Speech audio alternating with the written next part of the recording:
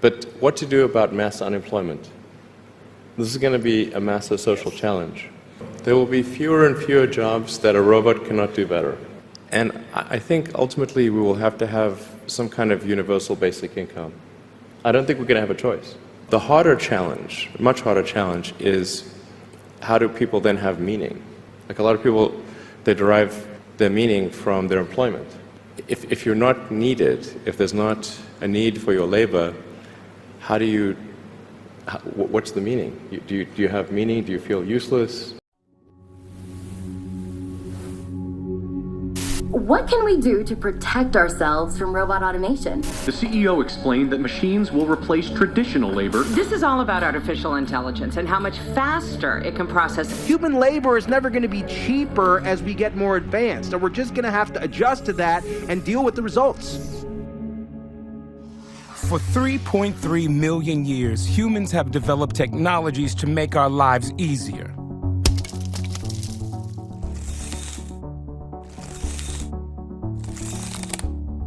These inventions made us more efficient. It meant we didn't have to spend as much effort working to survive.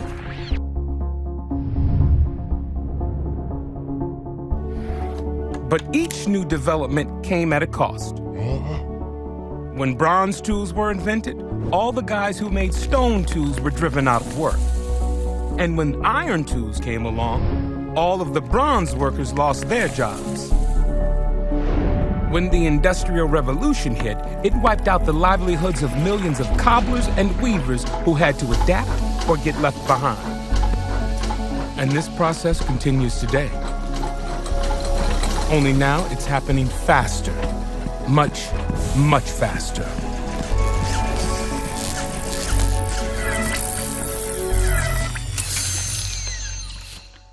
All kinds of routine jobs have become automated in the past few years, thanks to breakthroughs in technologies like robotics and radio frequency identification, computing, and high-speed networking. And at the same time, another powerful force, globalization, is making it easier for companies to move jobs overseas where wages are lower and regulations are less stringent. In the past 20 years, these two forces, technology and globalization, have wiped out millions of American jobs in manufacturing, from Detroit's auto plants to North Carolina's textile mills. And it's not just manufacturing jobs. We're now entering a dramatically new phase where high-skilled jobs are also at risk.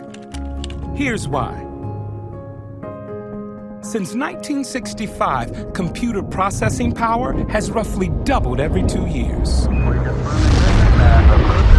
All of the computing power that controlled the Apollo mission to the moon can now fit on the chip inside your smartphone. And in a few decades, computers will be thousands of times more powerful than they are today. Already, computers use artificial intelligence to easily beat the world's greatest chess masters, recognize faces, understand spoken language, and even compose music. They can do many of the things that we've always thought made us human, and that threatens many of the jobs we've always thought were secure. Take driving a vehicle, which is one of the top jobs in most states in America. With driverless cars already on public roads, millions of truck drivers, bus drivers, and taxi drivers may soon find themselves obsolete. In hospitals, hundreds of thousands of jobs are on the line, as computers learn to analyze CAT scans and biopsies, deliver low-level anesthesia, and even do surgical procedures. And in restaurants, hundreds of thousands of cooks may be replaced in the coming decades by machines that can follow recipes perfectly without ever taking a sick day or a smoke break. An Oxford University study predicts that within 20 years, 47% of all jobs are at risk of being replaced by technology. That's over 70 million people. And at the same time, globalization is also affecting high-skilled jobs in ways that it never has before. Law firms, for example, are beginning to outsource work to lawyers in developing nations who are trained in American law. These lawyers can do legal research and even review contracts for a fraction of the cost of an American lawyer. Now, just as technology and globalization destroy jobs, it's important to point out that they also create jobs by generating new industries and new markets for American products. We don't know exactly what the future is going to look like, but we do know this. Millions of American workers, white collar and blue collar, young and old, are about to face enormous, difficult transitions. We're living longer than ever before and will be forced to change our jobs more often than any people in history. We're going to need to learn new skills constantly throughout our careers to keep from being left behind.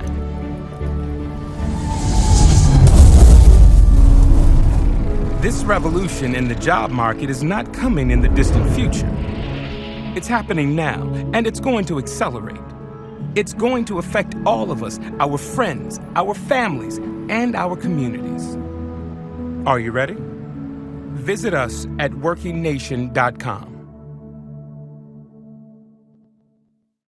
In the last few years, artificial intelligence has made massive leaps in capability and ease of use. The rise of tools like ChatGPT and Midjourney have created a way for anyone to create essays, art, and other types of content without needing the individual skill and training normally associated with these tasks. I think they signal the beginning of a road that will see many technological breakthroughs that will be based on AI technologies like machine learning. This sort of generative technology that's currently out there uses data largely that's been scraped from the web. So my blogs, your blogs, anyone listening who's written stuff online since roughly 2004, their work is potentially swept up in this. The legal and societal consequences of this rapid emergence of AI could shake the economy to its core. For myself, as both an economist and an engineer, I'm absolutely shocked at the rate at which some of these generative content mechanisms are improving. There's also been a long-standing debate, what's the impact likely to be on the workforce? These new AI tools are facing legal pressure from lawsuits, and legislators are also voicing their concern about what AI could mean for the economy. Leaders in the tech sector have even advocated for a so-called AI pause to slow down the emerging technologies that could potentially cause wide-scale disruption to multiple industries. If Sundar Pichai was sitting right here, I'd be asking, is the implication there that Microsoft's being irresponsible? Because we know that Bing AI is not perfect. And we know that Google's own product is not perfect, so are they waiting for perfection, or is this just kind of an excuse because they're behind? Are these AI tools the next industrial revolution, or a high-tech Pandora's box?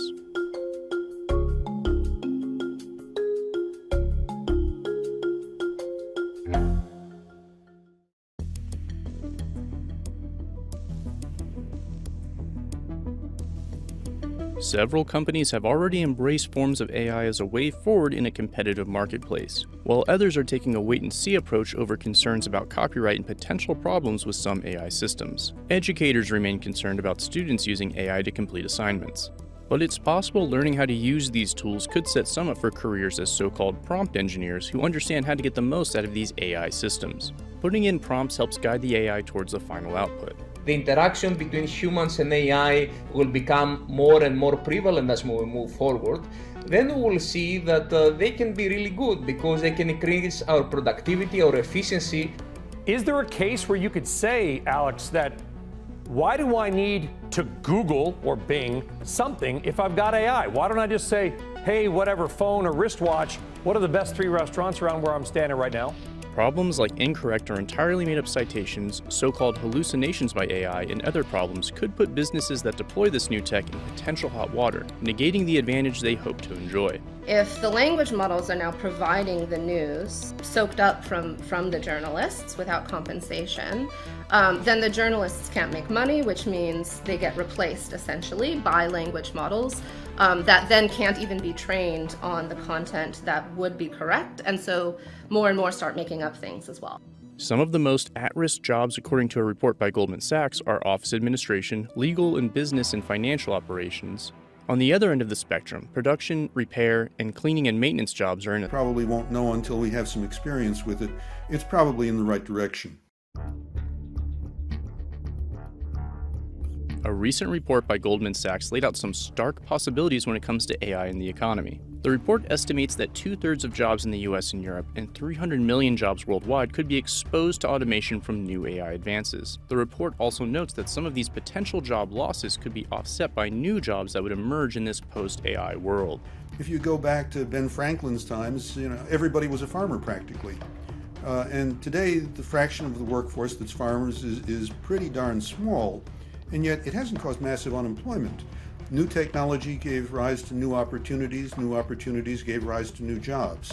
That's very likely to be the case here. When we are talking about large language models, we can also talk about specific occupations related to word processing, translation, typing a lot. However, consider on the other side a lawyer that goes to the court to defend the client. So we are going to higher income jobs. So AI could be of a tremendous help there. I can help you prepare this big pile of documents, combine the different pieces of information and and provide also all the evidence together so that the lawyer can go to the court and be more efficient in defending their client. Even if 300 million jobs aren't exposed to automation from this new jump in AI capability, it's still likely that some industries will face a new wave of disruption in the coming years.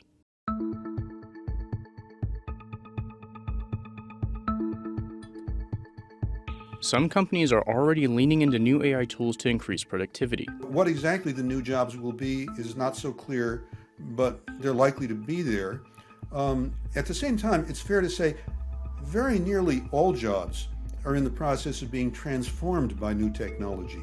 And that's going to have important implications for lots of things. Misinformation in the use of AI tools to create and respond to newsworthy events will be a new arena of concern. We need to be diligent when we consume our content on the internet, because even when we consume a piece of media that, we know to be false, but it represents something that perhaps we fear, or perhaps we desire, or perhaps a reality that isn't in fact our own, that can elicit an emotional reaction. We're emotional creatures. Being able to moderate our collective reactions to false content and understand the fact that even once something is disproven, it may still in fact be internalized, is an important thing to understand moving forward. The issue of bias in algorithms is another thorny issue that tech companies will have to deal with. So there are two massive issues of bias, one being the skew of who's represented, and the other one being around the sort of language that we use to talk about different subpopulations like women. The issue with the former is that I don't think people understand it, and I don't know that companies understand it. They like to sort of say that because they're sampling from the internet, that this is a representation of humanity as a whole, instead of paying attention to the fact that the demographics of the internet is not a reflection of humanity as a whole. It's possible these tools could also allow for smaller payrolls as fewer employees are needed. This is something we observe also in past industrial revolutions, technological breakthroughs. So employment is not under threat, but it is just that we will see some shifts on employment from one job to the other because these technological advances can have. AI has the potential for really changing a lot of business practices. Businesses are already aggressively investing in these new technologies. It's going to change jobs. A lot of people are going to find that the jobs that they've been remunerated for in the past are not going to be the jobs in the future. There's so many design challenges. How can we make sure these algorithms take into account issues that we know we care about? What kind of planet do we want to be living on? What kind of growth do we care about? Is it just growth for growth's sake, or is it embedded in all sort of gadgets, and therefore our lives become just easier? On the other hand, there will be a lot of casualties in terms of workers, not just the routine workers that were in the factories that got replaced by software over the last 30 years, but we're going to see more professional workers who are actually going to be losing their jobs because AI can do those jobs at least as well as they can and far more efficiently. And it's going to have tremendous social and political implications, because a lot of those professional workers are used to doing fairly well. This isn't the working class anymore. We're now talking about the middle class of America, and AI could very easily be taking over many of those jobs.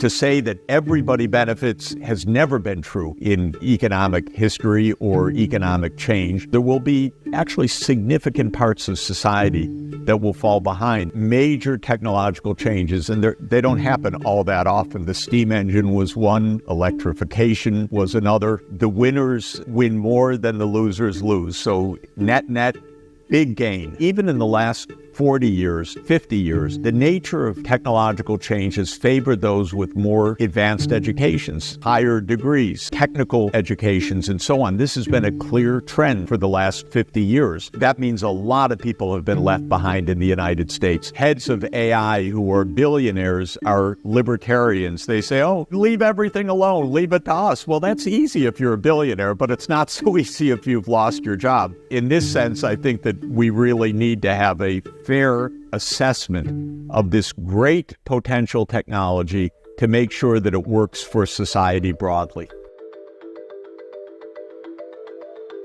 Artificial intelligence, machine learning, robotic automation can affect the way they're using labor. AI is going to have major disruptive effects. Some firms are going to survive, some of them will disappear. Entire sectors of the economy will be radically changed by AI. There's also the risk that AI is going to increase income and wealth inequality. These technologies are capital intensive, skill bias, and labor saving. If you own the machines or the capital that owns the machines, you do well. If you're in the top 10% distribution of skills, education, human capital, probably AI makes you more productive and efficient. But if you are a low or medium value added worker, your jobs and income could over time be at risk. One view says that there'll be tons of new jobs of the future that we don't even know of, so there'll be always a demand for labor. The other one is more dystopian and worries that eventually many jobs, initially cognitive white-collar jobs that are low value added, then blue-collar jobs, eventually cognitive and creative jobs could be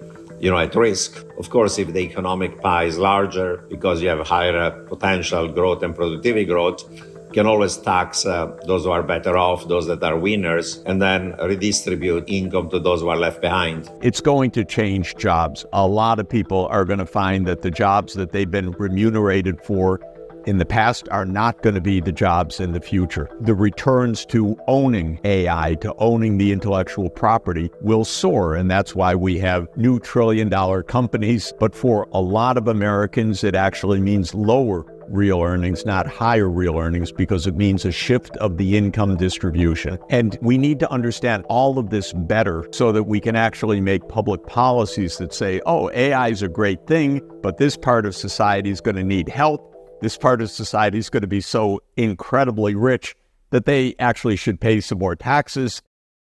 This topic of AI is really fever pitch now in all the areas that I inhabit as my work, as an investor, as an economist, as a board member, as a public policy person. I think it's a longer game than perhaps people are thinking about. But at the micro level, it could have a meaningful impact, not just on business models and how companies constitute themselves and think about allocating resources like capital and labor, but also I think it could be incredibly transformative for the role of state. If indeed we end up with a lot more people who are out of work, which some estimates assume that might be the case, we might see a new role of state and obviously a real challenge to what the role of corporations is, given that on the 2019 Business Roundtable, the pledge to revamp the role of corporations to not just think about financial shareholders, but to think about stakeholders broadly. So in a world where more people are out of work, we have to think about how society is growing in this laborless growth model. There's a lot more questions that will emerge around AI. And of course, I have not even talked about the risks to the downside.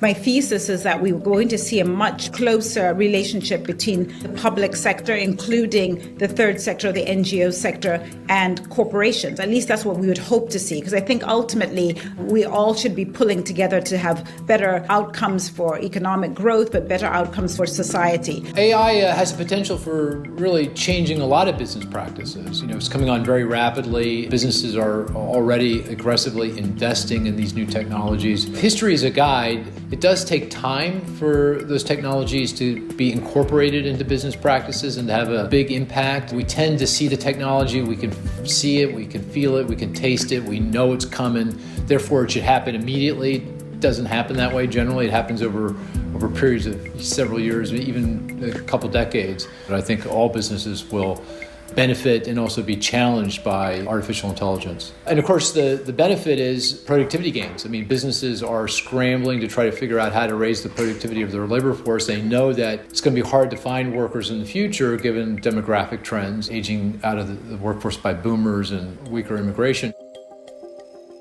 General purpose technologies, which include new forms of energy, even includes like mass production, includes nanotechnology, these have often influenced new changes in production and distribution and consumption, right? So it means a new technology, a new technological revolution that impacts the whole economy, not just one little, gadget or something.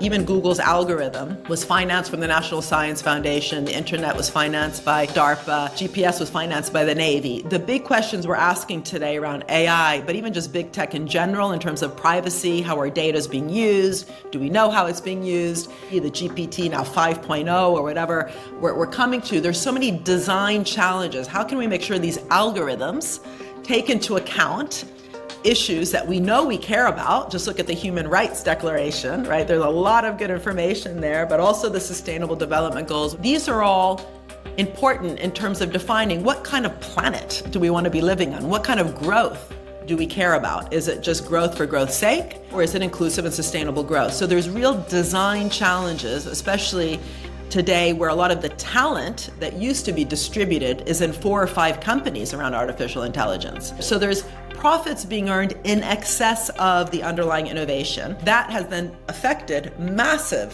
what I call rents, which are used then to hire in some of the top workers, labor, to work for the companies.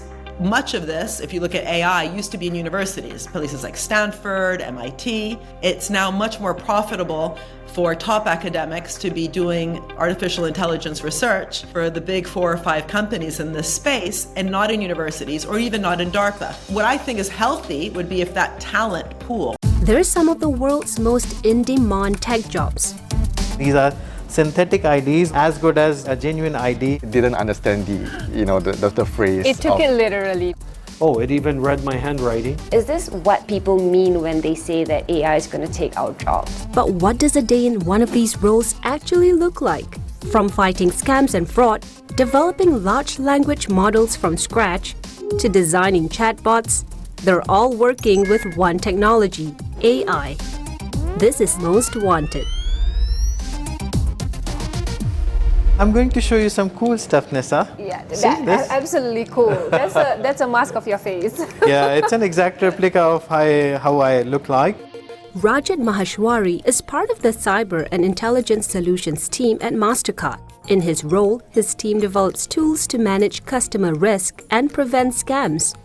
Part of his role involves getting in the mind of potential fraudsters by creating fake identities. So these are synthetic IDs, as good as a genuine ID. You can have these identities, you can have the face mask, you can have the fingerprint, and then you are essentially replicating someone else. That person can do anything with these. This was done by a Japanese artist who did the mask for James Cameron movie Avatar. Sometimes we have to think like bad actors to come up with the solution which can stop these things. You have seen that the world has evolved from these masks, and now the deepfakes are coming in. The intent was not to break the technology, but the intent was to help the solution providers to enhance the level so that they can stand against these kind of attacks as well. Wow, what did we have here? Yes, please have a seat. Over at Amazon Web Services, Joel Garcia and his team have made a game out of simulating real-world security conditions as well, which they hope will help clients improve their incident response processes. What we have here is a project called Chaos Kitty. Why Kitty? Well, I have cats at home who always destroys my furniture. Oh yes, agents of chaos, for sure. Yeah. What exactly is chaos engineering? We're going to intentionally inject some failure so that we can learn. We can see that there's many colorful lights, and all these bricks that we use to kind of represent what we have in our AWS cloud. When it's red, something is wrong with the security configuration, and when it's green, it's all good, all compliant. What we added on a Gen AI assistant here. What we have here is a typical, company security policy. Typically, without a Gen AI assistant, they will have to look through, study this policy document very deeply, right? We have fed this document in along with the Gen AI assistant, so it knows all this information. I could go in there and ask questions. It's gonna give me some best practices. Alexa, fix Chaos Kitty. Remediating Chaos Kitty environment. You'd be able to leverage AI and Gen AI to actually help fix the challenges, and then they'd be more focused on the other areas that could be improved. To be able to converse naturally with an AI chatbot, a large language model, or LLM, is needed. LLMs are AI models, pre-trained on vast amounts of data, which can understand and generate human language responses. Popular models include ChatGPT-4 and Gemini. The generative AI market is expected to grow over $1 trillion in the next decade. The team in Singapore is developing a large language model that's catering to Southeast Asian languages. Leong Wei Ti speaks 14 languages fluently, and he's an AI engineer and linguist involved in developing the Sea Lion model. We're going to look at an example about informal Indonesian. We're essentially asking the model, our friend is sort of, because of his work, he's sort of panicking, and he's working very hard every day. How can we help him best manage his work? Yeah, but in that context, they're using an idiom, right? Exactly. And they're saying that his beard is always on fire. Exactly. So that idiom might not be so understandable to certain models, right? So let's see how they deal with this. For this demo, we have 4 panels, and each of them corresponds to one language model. So on the left, we have Sea Lion, our model, and we have 3 other models on the right.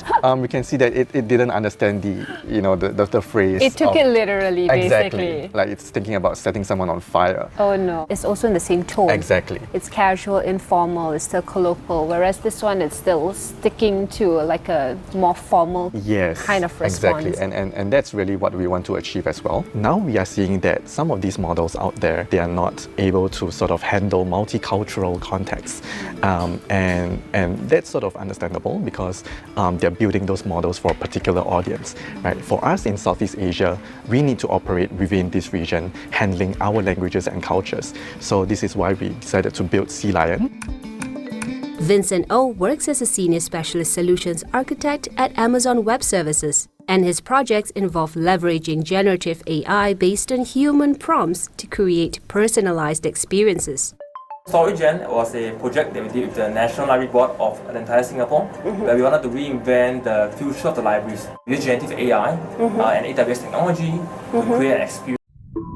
In the war for talent, companies are using predictive algorithms and machine learning as tools to identify the best candidates. They're using AI to assess human qualities, analyzing everything from word choice to tone of voice to eye contact. So it says here in this section there are 4 questions for me to answer. Some of the questions will require you to record a response with video. HireVue is one such company, and I got to test out the interview of the future. Here I am, applying for a job as a customer service representative for a paper company. But I'm not talking to an HR rep or hiring manager. It's just me, pre-recorded interview questions, and the camera. Tell us some of the things that you're passionate about and why you'd be a great fit for this role. So it's such a great question. What am I passionate about? I love that question. According to HireVue, responses to video interviews are full of data. The content of the verbal response, intonation, and nonverbal communication are just a few of the 25,000 data points the company analyzes. What the computer's really doing is decoding visually what candidates are saying. We can understand things like creative thought. You ask somebody a question, they tend to look up like that and think for a few minutes. That's a really strong sign from a psychological point of view of creative thought. In analyzing these data points, HireVue says it does a better job eliminating hiring bias than face-to-face interviews. There's something like 150 documented cognitive biases that we all carry around with us every single day. What the technology can do is really look objectively at candidates, irrespective of whether they're a man or a woman, their gender, age, ethnicity. And so we're really looking at the true person as opposed to the superficial things that an interviewer might be looking at. It also widens the net for finding new talent. We can open the funnel, we can open the aperture for talent very, very widely and interview in places that we never would have thought to go, because good talent, great talent can be almost anywhere in the world. Companies like Goldman Sachs, Vodafone, Nike, and Carnival Cruise Line all use HireVue. But what's the experience like for the interviewee? In my case, I've really enjoyed it. The worst part is hearing yourself replayed after you answer a question. I can't listen to myself. But how do others like the experience? A quick look at the hashtag HireVue on Twitter shows varying reactions, with some seeming to love it and others reacting less positively. Despite mixed reviews, it doesn't look like AI is leaving the recruitment landscape anytime soon. When you have all the jobs on the internet, certainly employers have lots of choices, and so does job seekers, but those choices often can be overwhelming for both sides. What we find is the use of AI technology can enable a job seeker to find the best possible opportunities for them to apply for. And that would be a danger.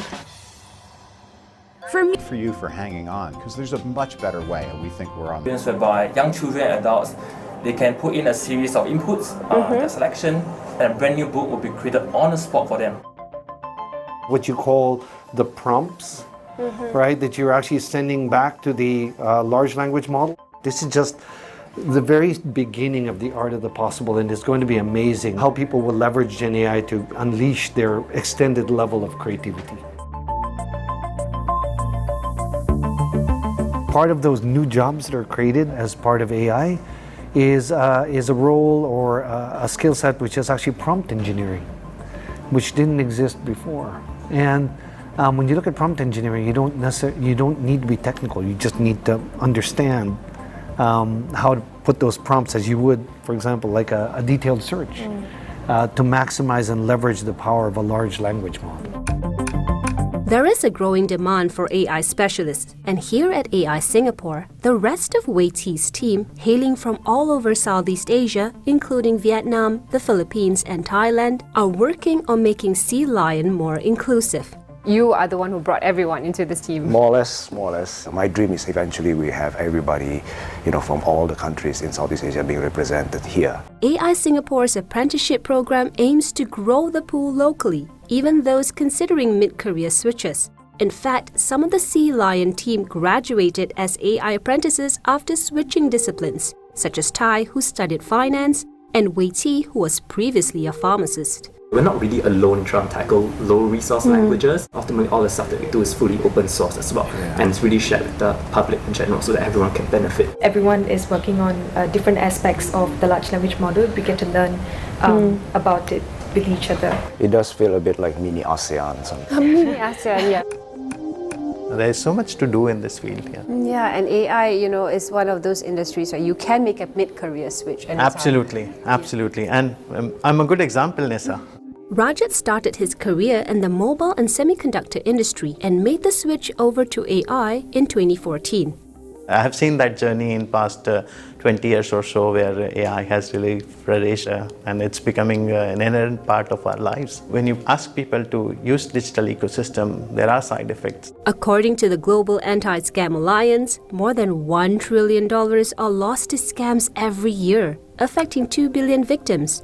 Rajat's work at Mastercard includes working with banks and governments to apply intelligent AI systems to predict whether scams are taking place.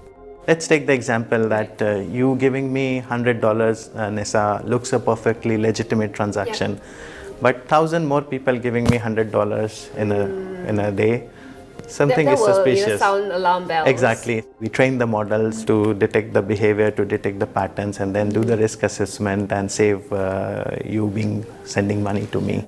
Welcome to the Mastercard Experience Center. Whenever a person taps the card, our AI models kicks in, then we give a risk assessment to the issuing institution that what do we feel about this transaction. You can see the screen here showing that the transactions are getting declined.